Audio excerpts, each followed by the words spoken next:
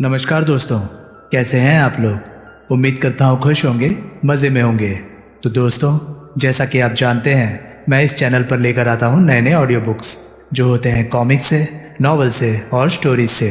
अगर आपको ऐसे कंटेंट पसंद है तो प्लीज़ मेरे वीडियोज़ को लाइक करें और चैनल को सब्सक्राइब करें, क्योंकि मैं ऐसे कंटेंट लाता रहता हूँ। तो चलिए दोस्तों, इसी नोट पर आज की वीडियो शुरू करते हैं। आज की वीडियो में मैं आपको सुनाने वाला हूँ पहली चोट नॉवल का पार्ट 12। इसके बाकी के 11 पार्ट्स आप ऑलरेडी सुन चुके हैं, और अगर आपने नहीं सुने तो उनके लिंक्स आपको ऊपर आई बटन से मिल जाएंगे। तो चलिए दोस्तों, ज़्यादा देरी ना करते हुए शुरू करते हैं पहली चोट नॉवल का पार्ट 12। अगले दिन दोपहर को उन्हें पारसनाथ के रेस्टोरेंट के बारे में पता चला। जब से चारों दिल्ली पहुंचे थे तब से भाग दौड़ में लगे हुए थे। रात भी वे ठीक से आराम नहीं कर पाए थे। शाम के 4 बजे चारों होटल के कमरे में इकट्ठे हुए। मुझे आशा नहीं थी कि दिल्ली में इतनी जल्दी पारसनाथ के रेस्टोरेंट के बारे में मालूम हो जाएगा, जगमोहन ने थके स्वर में कहा। यह अच्छी बात रही कि इस काम में हमारा ज़्यादा वक्त खराब नहीं हुआ। मन ने सोचो कि रेस्टोरेंट के बारे में रेस्टोरेंट वालों ही जानकारी रखो। बांकीलाल राठौर कह उठा, अमीसुर लेन पर चल लो और मालूम कर लो कि ये वही पारसनाथ होएला। रुस्तम राव ने कहा, छोरे हमारे पास तब वो कैमरा ना होवे, नहीं तो हम उसो की फ़ोटो खींच के ला दो। मतलब कि तुमने वहाँ जाकर पारसनाथ को देखा है। सोहनलाल बोला, पक्को काम करो कि ही सबों के सामने मुंह फाड़ो हो हम। सोहनलाल ने गोली वाली सिगरेट सुलगाई और जगमोहन को देखा। हमें आज से ही काम शुरू कर देना चाहिए। क्या काम करेला बाप? मैं या सोहनलाल पारसनाथ के सामने नहीं जाएंगे। अगर वो हमें अपने रेस्टोरेंट में देखेगा तो शक खाएगा कि हमारे यहाँ आने के पीछे यकीनन कोई खास वजह है। जगमोहन ने कहा, ठीक बोलो तुम। अगर बांके और रुस्तम राव को रेस्टोरेंट में देखेगा तो इन्हें बहुत कम शक की निगाहों से देखेगा। ये बात तो है। सोहनलाल ने सिर हिलाया। मैं और सोहनलाल रेस्टोरेंट में नहीं जाएंगे, बाहर ही रहेंगे। पारसनाथ किसी भी वक्त बाहर निकलता है तो हम उसके पीछे जाएंगे। जगमोहन बोला, भीतर बांके और रुस्तम राव जाएंगे। बातों तो यो पैदा हो कि हम भीतर जाकर करो का। जगमोहन उन्हें बताने लगा कि आगे का काम क्या और कैसे करना है। हर रोज की तरह बीतते वक्त के साथ साथ रेस्टोरेंट की रौनक बढ़ती जा रही थी। बाहर रोशनियों की तेज जगमगाहट थी। भीतर तो ऐसा उजाला था जैसे सूरज जगमगा रहा हो। शाम के 8:30 बज चुके थे। बांकीलाल राठौर और रुस्तम राव ने शीशे का दरवाज़ा धकेलकर लापरवाही ढंग से भीतर प्रवेश किया। सामने ही रेस्टोरेंट का हॉल था। करीब आधी टेबलें भरी हुई थी। रेस्टोरेंट का स्टाफ अपने काम में व्यस्त तेजी से आ जा रहा था। ऑर्डर लेने और सर्व करने का काम तेजी से हो रहा था। चूंकि यहाँ का खाना लाजवाब होता था, ऐसे में लंच और डिनर के वक्त तो खास तौर से भीड़ रहती थी। अभी भी वक्त बीतने के साथ भीड़ बढ़नी थी। बाप, रुस्तम राव धीरे से बोला, तगड़ा कमाएला पारसनाथ, नोटों के गड्ढो छापो हो। दोनों आगे बढ़े और एक टेबल संभाल ली। छोरे, आज तो तगड़ो ही खाना खाओ, पेट भरो के। बाप, पहले क्या तू भूखा मरेला? यारों के यहाँ का माल खाने का मजो ही दूसरा हो वो। तभी ऑर्डर लेने वाला उनके पास पहुंचा और मुस्कुराकर बोला, गुड इवनिंग सर। इवनिंगो इवनिंगो। बांकीलाल राठौर का हाथ मूंछ पर पहुंच गया। जी मैं समझा नहीं सर। ऑर्डर लेने वाला अचकचाया। अब भी मैंने ऑर्डर दे ही क्या जो तुम समझो। नोटो करो ऑर्डरों को। Yes sir. बांकीलाल राठौर ने लंबा सा ऑर्डर नोट करा दिया। बाप, ज़्यादा होएला है। रुस्तम राव कह उठा, कोई बात तो नहीं छोरो, आज पेटों को फाड़ो के खाओ, तम जाओ। ऑर्डर लेने वाला चला गया।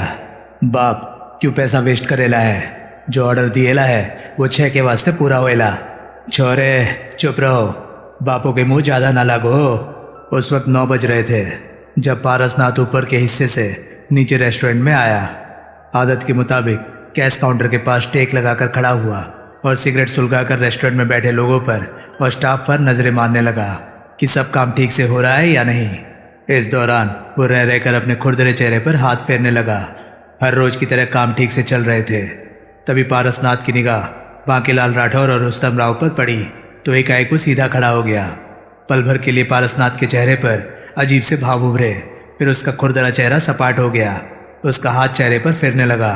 नजरें उन दोनों पर ही थी। वो समझ नहीं पा रहा था कि ये दोनों इत्तेफाक से यहाँ पहुंचे हैं या इनके आने के पीछे कोई वजह है। वे पास ही मौजूद कैश काउंटर पर मौजूद व्यक्ति से बोला, गोपाल। जी सर। 6 नंबर टेबल पर 2 लोग बैठे हैं, कब आए वो? ज़्यादा देर नहीं हुई, अभी उन्होंने खाने का ऑर्डर दिया है। उसने कहा। इनके बारे में कोई खास बात? ऐसी तो कोई बात नहीं सर, जिसने इनसे ऑर्डर लिया है उसे बुलाओ। जी। करीब चौथे मिनट वो आदमी पारसनाथ के पास था जिसने बांकेलाल राठौर और रुस्तम राव की टेबल का ऑर्डर लिया था। उसके पास आते ही पारसनाथ ने सपाट स्वर में पूछा, 6 नंबर टेबल का ऑर्डर तुमने लिया? Yes sir. वो दोनों कोई पूछताछ कर रहे थे? कैसी पूछताछ सर? मेरे बारे में पूछा हो या ऐसा ही कुछ? नहीं सर, उन्होंने ऑर्डर देने के अलावा और कोई बात नहीं की। जाओ, उनके बारे में कोई बात हो तो फौरन मुझे बताना, पारसनाथ बोला। जी। वो चला गया। छोरे, बांकेलाल राठौर का हाथ मुझ पर जा पहुंचा। मारी बातों को सुनो कर अपना मुंडी पीछों को मत करियो। हम तिरछी आंखों से देखो पारसनाथ को, वो मारे को देख ले हो, वो भी तुम्हारी तरह ही दिखायो कि वो मारो को ना देखो के इधर उधर देखो। पारसनाथ क्या स्टैचू की माफी खड़ेला है? रुस्तम राव बोला। वो तो मारो को फोटो खींचण लागो हो। हमने जिसो को ऑर्डर दो उसो से वो बातों करो हो, पक्का वो मारे बारों में ही पूछो ताछो करो हो। बांकेलाल राठौर इधर उधर देखता हुआ बोला। वो अपन की तरफ नहीं आयला बाप? नहीं, वो तो जैसा चिपको खड़ा हो। अब क्या करेला बाप? तो देखो छोरे, हम अभी सब हिसाब एडजस्ट कर दो। कुछ देर बाद ही वेटर उनके ऑर्डर का सामान सर्व करने आ गया। सुन भाइयों, वेटर ठिटका, वो जो गधो खड़े हो ना ब्राउन सूटो वालो, उसो को इधर भेजो। बोलो हमने बुलायो। वेटर ने उधर देखा और फिर सक पकाकर बांकीलाल राठौर से बोला, जी वो तो। थारे को हमारी बात समझ में ना आयो का? बांकीलाल राठौर ने एकाएक तीखे स्वर में वेटर से कहा। वो गधो मारो दोस्त होवे, बोलो उसे को बड़ो बड़ो मूछो वालो गधो उसको बुलायो। हड़बड़ाया सा वेटर वहां से हट गया। बांकीलाल राठौर और रुस्तम राव की आंखें मिली, फिर वो खामोशी से टेबल पर पड़े खाने के सामान में व्यस्त हो गए। तभी बांकीलाल राठौर कह उठा, पारसनाथ इधर ही आए हो। इसके साथ ही उसने करीब आते पारसनाथ की तरफ देखकर हाथ हिलाया। पारसनाथ करीब पहुंचा, उसके खुरदरे चेहरे पर शांत सी मुस्कान उभरी। थारे को यहाँ पे देख को मारो दिल खुश हो गयो। पारसनाथ के कुछ कहने से पहले ही बांकीलाल राठौर कह उठा, कुर्सी खींचो के बैठ जाओ और मारो संग पेट भरो के खाओ।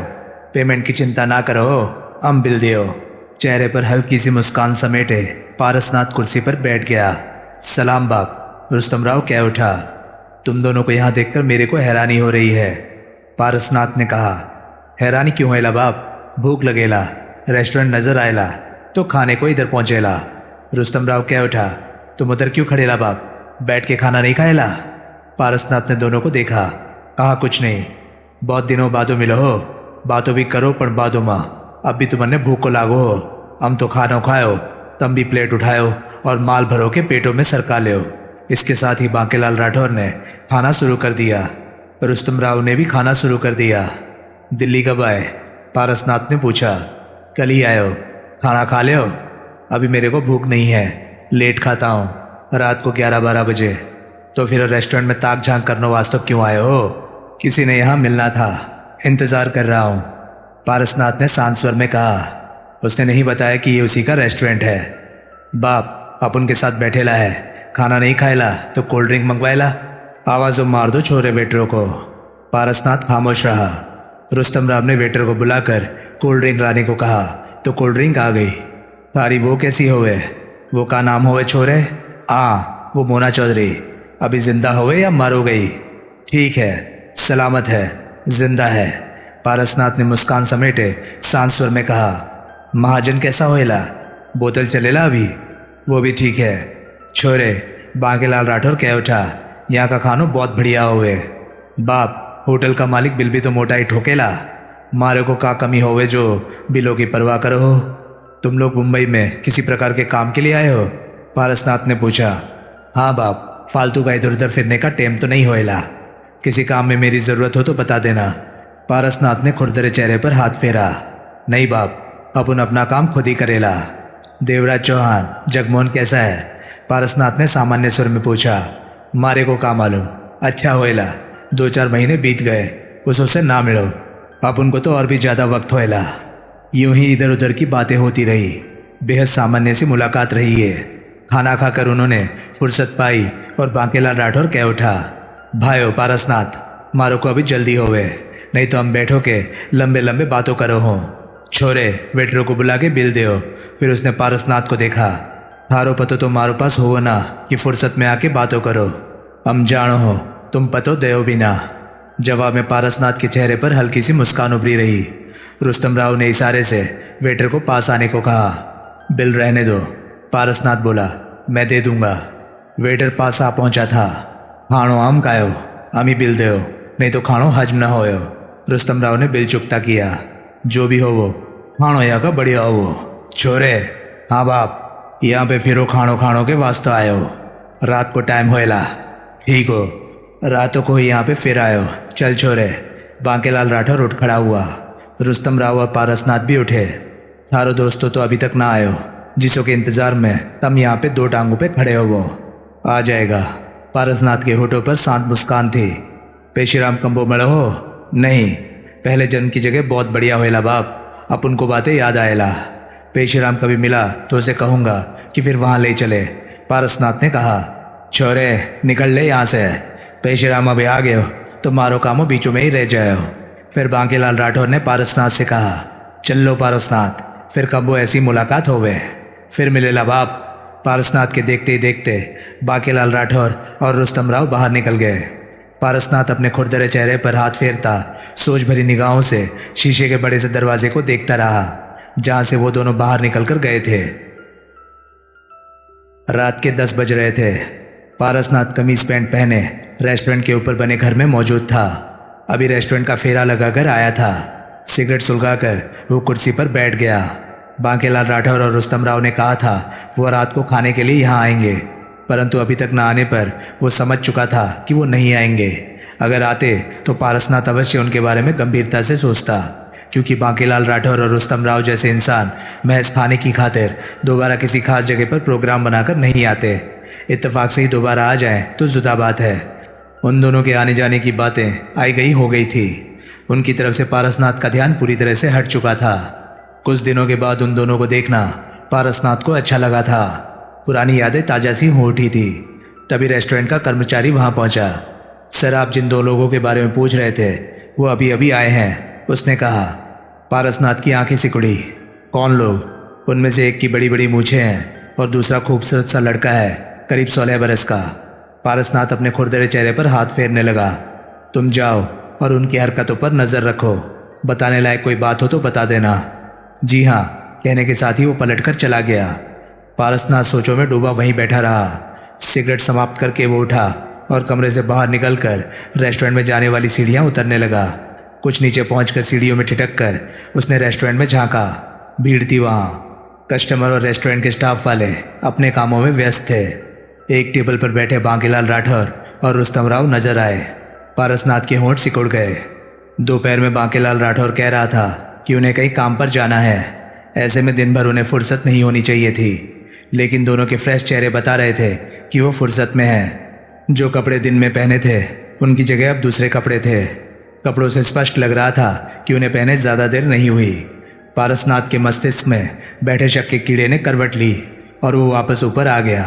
पारसनाथ को जैसे स्पष्ट तौर पर लगने लगा था कि बांकेलाल राठौर और रुस्तम राव किसी खास वजह के तहत यहाँ आ रहे हैं। वो ये भी जानते हैं कि रेस्टोरेंट उसका है, परंतु ये बात जाहिर नहीं होने दी और दिन में यही जाहिर करते रहे कि इस बारे में उन्हें कुछ नहीं मालूम। पारसनाथ कुर्सी पर जा बैठा। बांकेलाल राठौर और रुस्तम राव को लेकर सोचों में उलझा रहा। आखिरकार उसने रिसीवर उठाया और नंबर मिलाने लगा। उधर बैल होने लगी। कानों में आवाज़ पड़ती रही। रिसीवर नहीं उठाया गया। पारसनाथ फ़ोन बंद करने लगा कि तभी उधर से रिसीवर उठाया गया। हेलो, मोना चौधरी की आवाज़ कानों में पड़ी। मैं बोल रहा हूँ मोना चौधरी। तुम कैसे फ़ोन किया? मोना चौधरी की आवाज़ कानों में पड़ी। बांकेलाल राठौर और रुस्तम राव तो याद होंगे तुम्हें, पारसनाथ ने सपाट स्वर में पूछा। कुछ क्षणों की चुप्पी के पश्चात मोना चौधरी की आवाज़ कानों में पड़ी। हाँ, दोनों ही शातिर दिमाग के तेज हैं। उनकी याद कैसे आ गई? वो दोनों इस वक्त मेरे रेस्टोरेंट में मौजूद हैं। क्या? मोना चौधरी के स्वर में अजीब सा बदलाव आ गया। दोनों दोपहर में भी लंच के वक्त यहाँ थे, पारसनाथ सपाट स्वर में कह रहा था। और इन दोनों का लंच डिनर यहाँ करना इत्तेफाक नहीं हो सकता। बीच में कोई बात तो अवश्य है। तुम ठीक कह रहे हो पारसनाथ। इस बार मोना चौधरी के स्वर में गंभीरता थी। अगर इन दोनों को तुमसे कोई काम होता तो उस बारे में तुमसे बात कर चुके होते। मुझसे ऐसी कोई बात नहीं हुई। दोपहर में उनके साथ हेलो हेलो भी हुई थी। इसका मतलब उन्हें मेरी ज़रूरत है क्या? हाँ पारसनाथ, वरना दोनों का तुम्हारे यहाँ बार बार आना यूं ही नहीं है। वो पक्के तौर पर मुझे तलाश कर रहे हैं और मेरे बारे में तुमसे इसलिए नहीं पूछ रहे कि तुम बताओगे नहीं, और मुझ तक भी खबर पहुँच जाएगी कि मुझे ढूंढा जा रहा है। मोना चौधरी गंभीर स्वर में अपने शब्दों पर जोर देकर कह रही थी। इसके साथ ही एक बात और सुन लो कि वो दोनों अकेले नहीं हो सकते। पारसनाथ अपना खुरदरा चेहरा मसलने लगा। अकेले नहीं हो सकते? पारसनाथ ने सोच भरे ढंग से मोना चौधरी के शब्द को दोहराया। हाँ पारसनाथ, मोना चौधरी के स्वर में विश्वास था। बांकेलाल राठौर और रुस्तम राव से सीधे सीधे कभी मेरा मतलब नहीं रहा। देवराज चौहान के साथ ही वो मेरे सामने आए थे।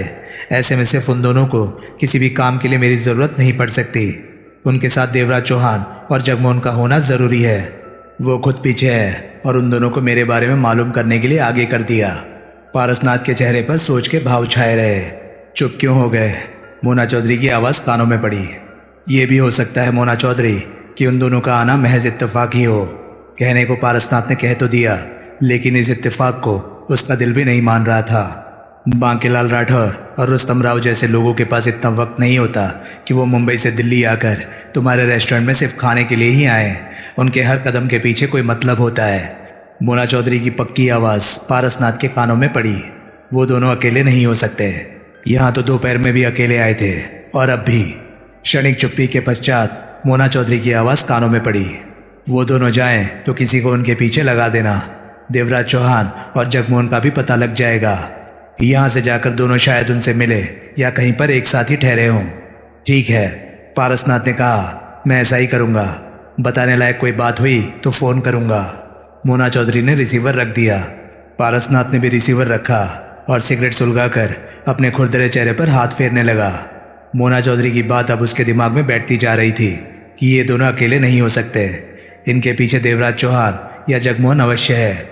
इनका यहाँ आना इत्तेफाक नहीं है, बल्कि कुछ सोच समझकर ये आ रहे हैं। पारसनाथ उठा और टहलने लगा। चंद कदमों के पश्चात ठिठका जाने क्या सोचकर कमरे से बाहर निकला और पीछे वाले रास्ते की सीढ़ियाँ उतरने लगा। वो रेस्टोरेंट के सामने की तरफ या फिर पार्किंग में एक निगाह मार लेना चाहता था, शायद कोई बाहर ही हो। पारसनाथ का ख्याल ठीक ही निकला था।